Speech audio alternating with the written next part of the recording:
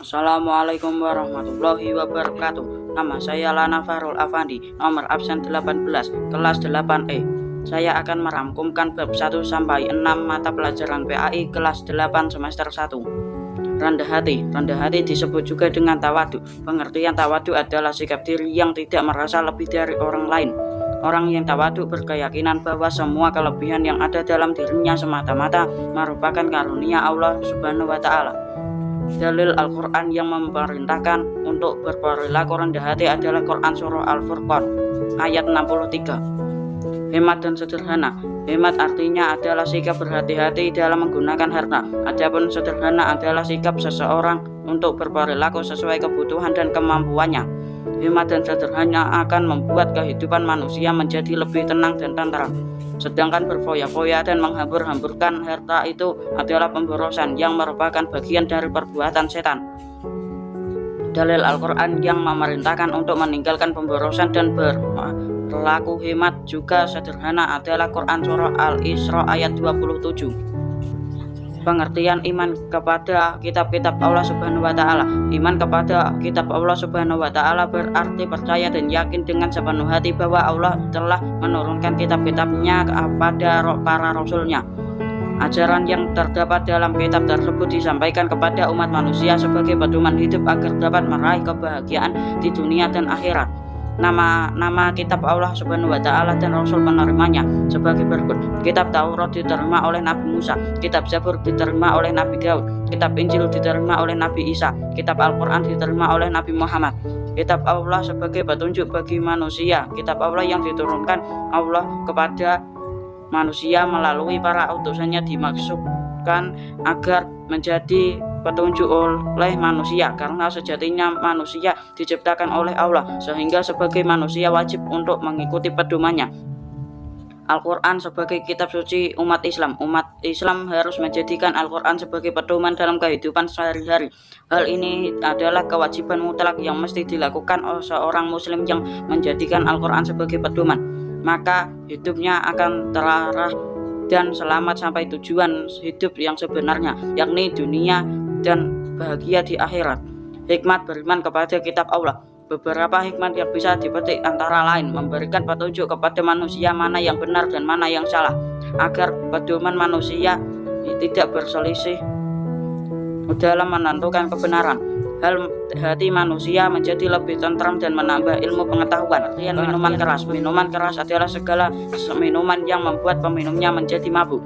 Minuman ini haram hukumnya diminum oleh seorang muslim. Selain itu, Islam juga melarang semua zat yang memabukkan seperti narkoba karena dapat membahayakan kesehatan. Pengertian judi. Judi adalah transaksi dua belah pihak untuk pemilikan suatu barang atau jasa yang menguntungkan satu pihak dan merugikan satu pihak yang lain dengan cara mengaitkan transaksi tersebut dengan suatu peristiwa. Dalam Islam, judi hukumnya haram. Pengertian pertengkaran adalah perselisihan yang terjadi antara satu pihak dengan pihak lainnya. Pertengkaran bisa berbentuk fisik maupun lisan, mau bagaimanapun bentuknya. Islam melarang pertengkaran antara sesama muslim sebab dapat memutuskan ukhuwah silaturahmi di antara pelakunya. Dalil haramnya minuman keras dan judi. Allah berfirman dalam Quran Surah Al-Maidah ayat 90-91. Dalil haram perkelahian. Allah berfirman dalam Quran Surah Al-Maidah ayat 32. Pengertian sholat sunnah. Sholat sunnah adalah sholat yang dianjurkan untuk mengerjakannya. Orang yang melaksanakan sholat sunnah mendapatkan pahala dan keutamaan dari Allah Subhanahu wa Ta'ala. Namun jika seorang tidak melaksanakan sholat sunnah, dia tidak berdosa.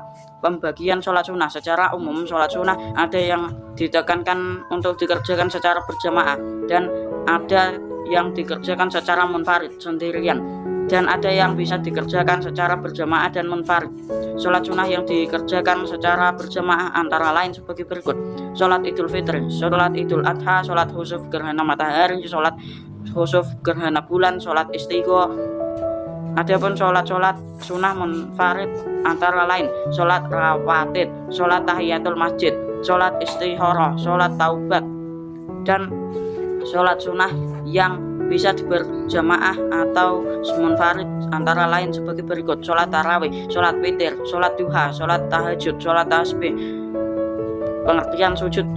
Sujud adalah satu bentuk kepasrahan dan penghambaan diri kepada Allah Subhanahu wa Ta'ala. Hanya kepada Allah sajalah manusia itu boleh bersujud. Macam-macam sujud. Sujud syukur. Sujud syukur ialah sujud yang dilakukan ketika seseorang memperoleh kenikmatan dari Allah atau telah berhindar dari bahaya. Sujud sahwi. Sujud sahwi adalah sujud yang dilakukan karena lupa atau ragu di dalam sholat. Sujud 2 kali dilakukan setelah membaca bacaan tahiyatul akhir sebelum salam. Sujud tilawah. Sujud tilawah adalah sujud yang dilakukan karena membaca ayat-ayat saddah dalam Al-Quran ketika sholat maupun di luar sholat, baik pada saat membaca atau menghafal sendiri pada saat mendengarnya. Mengenal kekhalifahan Bani Umayyah. Kekhalifahan Bani Umayyah adalah kepemimpinan negara Islam di bawah pimpinan Bani Umayyah.